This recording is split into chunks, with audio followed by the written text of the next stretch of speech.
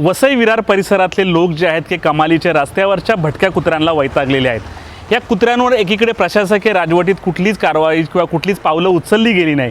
असं असताना काल कुत्रा चावल्यामुळे एका 9 वर्षीय मुलीचा दुर्दैवी मृत्यू झाला होता। ही घटना घडली होती 6 महिन्यापूर्वी। 6 महिन्यापूर्वी ही जी शाळकरी मुलगी आहे ती आपल्या आजोबांसोबत पार्कमध्ये फिरायला गेली आणि त्या ठिकाणी कुत्र्यांना काहीतरी खाऊ घालत होती। त्याचवेळी एका छोट्या कुत्र्याने त्याच्या अंगाला जो आहे की नखाने खरचटलं, परंतु आपल्याला इंजेक्शन घ्यावी लागतील या भीतीने या मुलीने हा प्रकार काही घरी सांगितला नाही आणि त्यामुळे इंजेक्शन घ्यायचं राहून गेलं।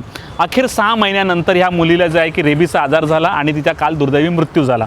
यामध्ये पालकांनी देखील एक धडा घेतला पाहिजे की आपण आपल्या मुलांना जर रस्त्यावर सोडत असाल किंवा रस्त्याच्या आवारात सोडत असाल तर या भटक्या कुत्र्यांपासून कशी काळजी घ्यायची, त्यांच्या कितपत जवळ गेलं पाहिजे। जर एखादा कुत्र्याने चावा घेतला किंवा नख मारलं ताबडतोब जे आहेत की पालिकेकडून जाऊन इंजेक्शन घेतलं पाहिजे। ही इंजेक्शन प्रायव्हेटमध्ये देखील मिळतात। काल ही घटना घडल्यानंतर पालिकेचे जे अधिकारी आहे कर्मचारी आहे या ठिकाणी गेले आणि या ठिकाणी संपूर्ण परिसरात जे आहेत की ती मुलगी ज्यांच्या संपर्कात आली त्यांची तपासणी केलेली आहे। त्यांना देखील इंजेक्शन देण्यात आलेले, त्यांच्या आईवडिलांची देखील तपासणी करून त्यांच्यावर देखील उपचार सुरू आहेत। त्यामुळे एकंदरीत ह्या मुलीचा मृत्यू झाल्यानंतर पालिका खडबडून जागी झालेली आहे आणि त्या ठिकाणी संपूर्ण आरोग्याची टीम जी गेली आणि संपूर्ण पाहणी केलेली आहे। यानंतर जे आहेत की पालिकेचे उपमहापौर मार्शल लोपिस आणि पालिकेचे डॉक्टर भक्ती चौधरी यांनी नेमकी काय माहिती दिली आपण ऐकत। नाही, सर्वप्रथम झालेली घटना ही खूप दुःखदायक घटना आहे, असं मला वाटतं कुठे होऊ नये। परंतु माझ्या माहितीप्रमाणे त्या मुलीला एका छोट्या डॉगीने मला वाटतं नख वगैरे लावलेलं होतं आणि थोडीशी ट्रीटमेंट वगैरे न केल्यामुळे हे सगळं झालेलं आहे। जर योग्य वेळी ट्रीटमेंट केली असती तर मला वाटतं असा प्रकार घडला नसता। आणि त्या जे प्रकार हा घडलेला आहे आम्ही इमिजिएटली आमच्या आरोग्य डिपार्टमेंटला कळवून आज सगळे आमची डॉक्टरची टीम त्या ठिकाणी होती। त्या लोकांनी त्यांच्या संपूर्ण कुटुंबियांना वॅक्सिन केलेलं आहे।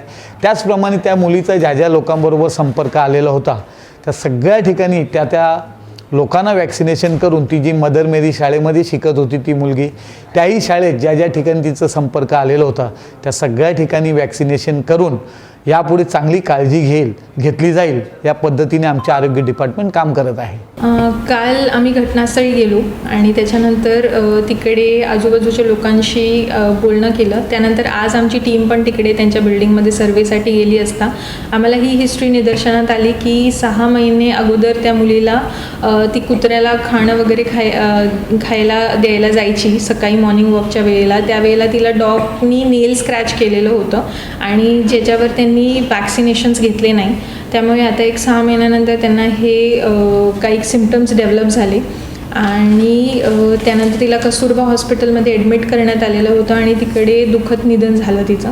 आज आमची टीम तिकडे जाऊन सर्वे केला आहे। त्यामध्ये त्यांनी जेवढे पण तिच्याबरोबर खेळणारी मुलं असतील ट्युशनमध्ये स्कूलमध्ये त्यांचा देखील त्यांनी थरोस इन्व्हेस्टिगेट केलेला आहे। ज्यांना गरजेचं आहे त्यांना आम्ही प्रिकॉशनरी डोस दिलेले आहेत आणि त्यांच्या फॅमिली मेंबर्सला देखील आपण प्रिकॉशनरी डोस दिलेले आहेत। तसंच अवेअरनेस देखील केलेला आहे आम्ही। आमचं लोकांना एक आव्हान आहे की अशा कुठल्याही घटना असतील लहान असो मोठे असो, जर कोणालाही कुत्रा चावल्याची घटना किंवा कुठल्याही पाळीव प्राणी किंवा स्ट्रे डॉग्स किंवा स्ट्रे ॲनिमल ह्यांनी चावलं किंवा नेल स्क्रॅच जरी झालं तरी तुम्ही पहिले तर हे बघून घ्या तो रेबीड आहे की नाही, म्हणजे वेडावलेला आहे की नाही। असेल तर तुरंत तुम्हाला मेडिकल हेल्प घेण्याची गरज आहे।